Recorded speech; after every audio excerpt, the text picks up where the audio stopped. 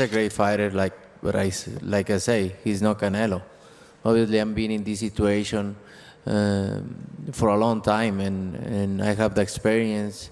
They only focus on my power, but I have more than that. He's not gonna beat me. Don't worry about it.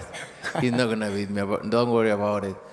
Let's talk about that press conference. Things got tense, fast. What started as mutual respect quickly spiraled into sharp jabs and serious ego clashes. Canelo said he's not worried, flat out stating Crawford won't beat him, while Bud calmly fired back that those belts are coming home with him and there's nothing Canelo can do to stop it. The stare down between the two was cold. This wasn't your usual promo moment. This was two men who fully believe they're about to rewrite boxing history. For sure, them belts coming with me. They coming home with me. I'm telling you right now. You can see it, but it's gonna be difficult. You take it to your home. I'm taking them. And ain't nothing you gonna be able to do about it come fight night. I know Turki's in your corner, I promise you. But look, it's gonna be very difficult. He's gonna be so mad that day. Believe me. I see you. I see you. You see I'm different. I see you too. You see I'm different than all the other ones. No, I see you. No, you don't know different. You're nothing different. I'm different. Nothing different. I'm different. We'll see. You gonna see. We'll you know see. it. We'll see. Undisputed glory on the line.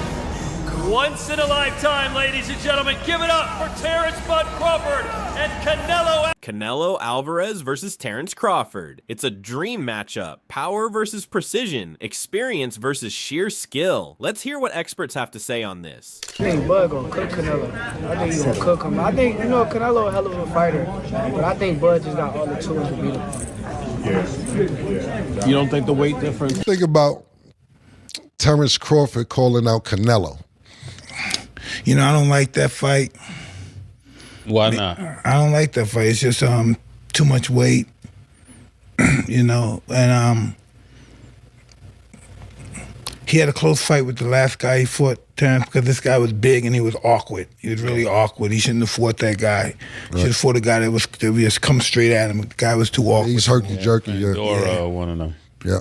See, it's a missing art. You know what? I think my initial reaction would be to say that I think that Crawford would be the superior boxer, as great as Canelo is, as seasoned as he is, with 65 fights, if I recall, on his record. He's phenomenal. But Crawford is something special. I think that he's a better pure boxer. I think boxing-wise, he's going to give Canelo. As the boxing world heats up with opinions and bold predictions, one voice that always stands out is Eddie Hearn's, and he's got plenty to say. Eddie Hearn has always leaned toward Canelo Alvarez, especially given their long-standing working relationship, but even he admits that Terence Crawford's mindset is something different. After spending time with Crawford in Riyadh, Eddie saw a level of confidence that is hard to ignore. It rubbed off on him. Crawford truly believes he will win this fight, and that belief is contagious. Hearn still wants Canelo to win and thinks he absolutely can, but right now his prediction slightly tilts toward Crawford. Favoring Crawford in the fight, or has your opinion changed? I mean, I've always favoured Canelo in the fight. Well, I've heard that you want Canelo to win, but you feel of course, big. Yeah, I like Terence. But I've worked a lot with Canelo, and I think just because of what I saw in Riyadh and because of the threat, and he's getting on as well, Crawford. But it's just like the mindset of Crawford. Like, there's no doubt in Terence Crawford's mind that he wins this fight. And when you spend a bit of time with him, you kind of start buying into that. And I guess that's what happened in Riyadh because I travelled with him to the fight and, but it's a 50-50 fight. I think gun to head, I'm probably picking Crawford. What makes this fight complicated, according to Eddie, is Crawford's tricky style. He switches stances, moves smartly, and fights off the back foot. Hearn compares Crawford's likely approach to what Dimitri Bivol did against Canelo, a mix of movement, calculated attacks, and not letting Canelo get comfortable. Crawford may not be as cautious as Bivol, but he'll definitely apply pressure using a similar strategy. But I want Canelo to win. And he can win for sure.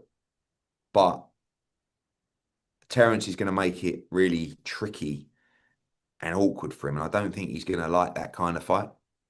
When you say tricky and awkward with switching stances, like what do you mean Moving, by that? fighting off the back foot. Yeah. A lot of, I mean, he'll engage a lot more than Skull, but he will be looking to do all the things where people have had success, which is use movement. Look at what Bivol did. Bivol had the perfect game plan. He boxed off the back foot, then he attacked, then he moved, then he, all that kind of stuff. I think Crawford will be looking to do exactly the same. Even if Canelo loses, Eddie believes it won't hurt his legacy. Canelo is already an all-time great, and stepping in against someone who started at a much lower weight is a huge risk, but also a massive payday, one he was never going to walk away from. If Terence, well, one, do you think if Canelo loses, it hurts anything to his legacy? No, Canelo's an all-time great. He's an incredible fighter. And look, I actually think this is a bad fight for him because you're losing to a 147, obviously 154 now. But the money's the money, and he was never going to turn it down. Following Hearn's perspective, another major voice in boxing who chimed in with deep insight is Teddy Atlas. He points out how people started doubting Crawford when he faced Matamor and did not dominate the way some expected. But instead of blaming Crawford, Teddy sees that as a reflection of high expectations. Crawford still adapted and found a way to win, which is exactly what Teddy sees him doing against Canelo. It is not just about size or weight, it is about how Crawford adjusts and finds gears others cannot. That question. Yeah. And that's great. That is tremendous. And you can make arguments both sides. Well, Canelo's too big.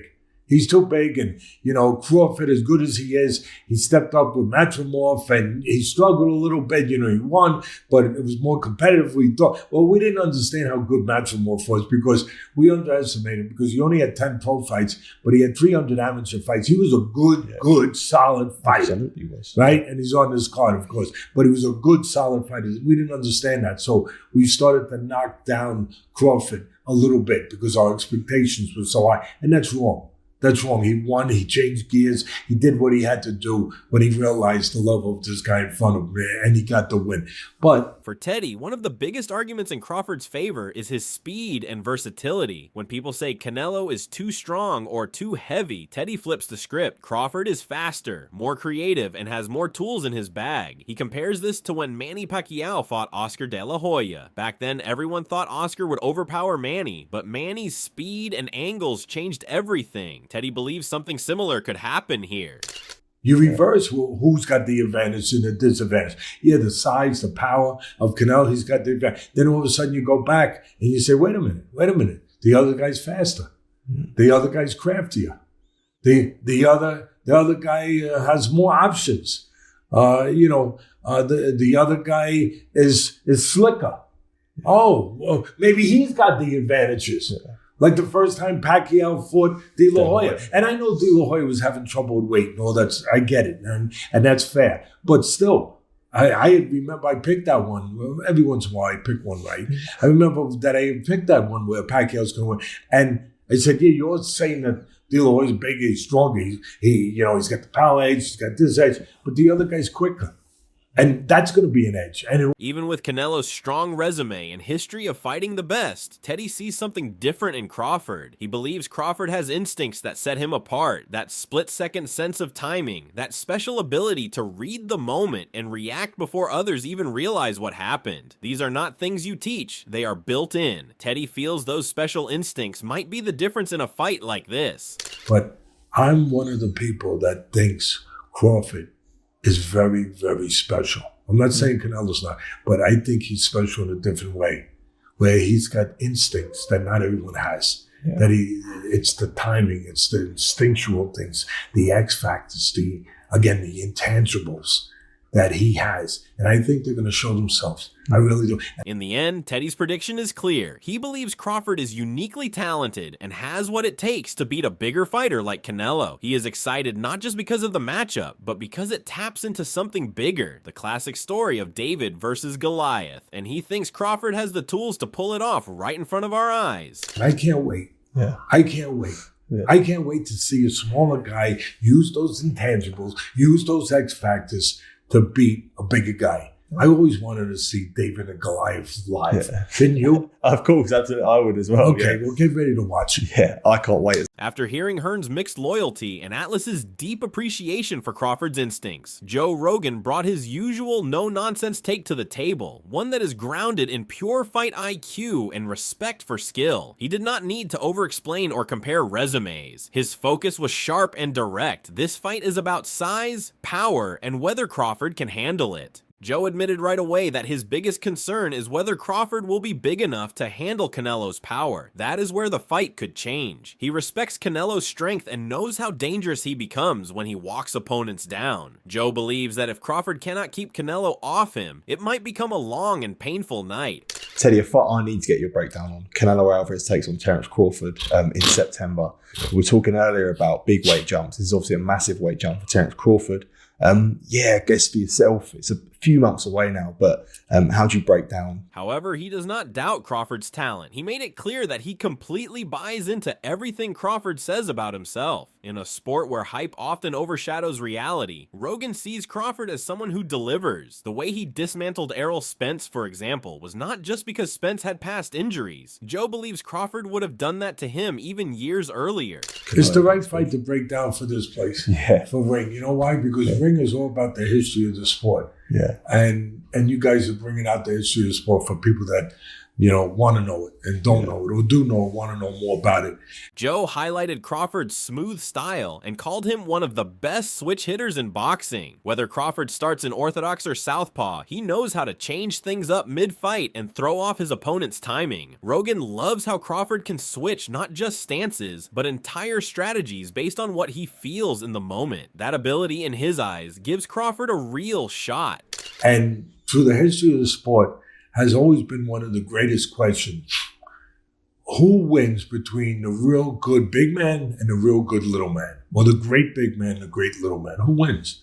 Yeah. That has been He also emphasized Crawford's understanding of positioning and distance. Joe appreciates fighters who throw punches and know where to be and how to avoid what's coming. He sees Crawford as an artist in the ring, someone who can make even complicated strategies look smooth and natural. question through the history of this sport. We get another chance to answer that question. Yeah. And that's great.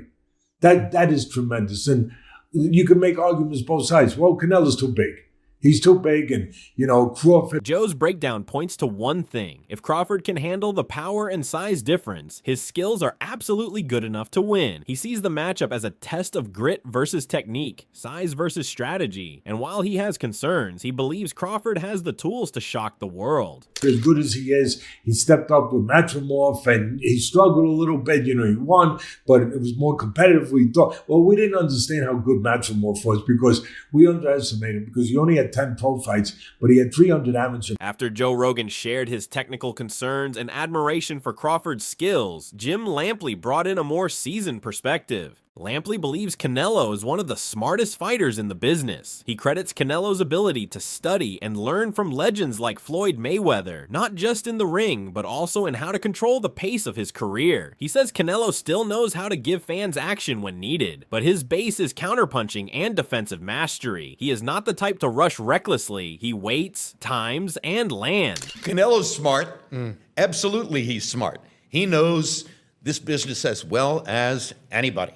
So no, it's not surprising that Canelo learned from Floyd. and has employed some of that in the retention of his career. Canelo still knows how to... One of the biggest things that stands out in Lampley's prediction is his belief in Canelo's toughness. He points out that no one has truly dropped Canelo. Even the one official knockdown in his career was not a clean fall. It came when he bounced off the ropes, and the ref ruled it technically. Lampley brings up Canelo's physical strength, especially his legs, saying his foundation is stronger than anyone else's. Make fireworks when he absolutely has to make fireworks. But at the end of the day, he's a counterpuncher. He's a great defender. He has the most solid punch resistance of anybody in the sport. Nobody's ever knocked him off balance. Nobody's ever really knocked. Lampley suggests that the only person who can truly beat Canelo might be Canelo himself. If he ever loses the discipline that made him rich and successful, if he gets tired of the grind, the structure, and the pressure, then he might become vulnerable. But until then, Lampley does not see anyone beating him. That includes Terence Crawford. Knocked him down. There's only one official knockdown in his career, and it was because he bounced off the ropes when Jose Cotto hit him with a hard shot to the chest. And the referee employed a strict interpretation of the rules and said, oh, the ropes held you up, so that's a knockdown. He's never been put on his back by anybody. He rides horseback every morning. His legs are the strongest in the sport. You're not going to beat Canelo until somehow over. Still, Lampley makes it clear that Crawford is no ordinary opponent. He compares Crawford to Sugar Ray Robinson, not just for style, but for having a complete package: defense, offense, timing, and a hidden mean streak that shows up when the fight demands it. That edge is what allows Crawford to shift the fight in his favor anytime he wants. Now, I could change my mind when we get closer. Bud Crawford, to me, is a latter-day Sugar Ray Robinson. He has the multiple skills of Sugar Ray Robinson. He can defend or attack. He has a deep inner mean streak that he can employ at any moment in a fight to get what... When it came to Daniel Cormier, he didn't make a crystal clear prediction, but he gave away enough clues to understand where his head's at. He showed a lot of respect to both Canelo Alvarez and Terence Crawford, calling them two of the best boxers of this generation. But when it came to breaking down the weight difference and recent performances, he seemed to lean slightly in Canelo's direction. Cormier pointed out how Crawford will be moving up to 168 pounds, a weight class he's never fought in before, while Canelo has not only fought at 168, but even went up to 175 in previous bouts. That experience at higher weights matters, and Cormier repeated this point more than once. It wasn't just about muscle, it was about how carrying that weight affects performance. He noted that Canelo might not be as sharp as he was at 154 or 160, but he still holds the size and strength advantage at this stage. Even while giving Crawford his flowers, saying he's 41-0 with 31 knockouts and has won titles across 4 divisions, Cormier seemed cautious about how that greatness would translate at super middleweight. He praised Crawford's motivation, mentioned how seriously he's taking the fight and how personally invested he is, but still couldn't ignore that he's going up against a man who's already proven himself in the heavier divisions. The predictions are already flying, but what's yours? Is Canelo going to remind everyone why he's been king for so long? Or is Bud about to shake up history? Drop your prediction in the comments below.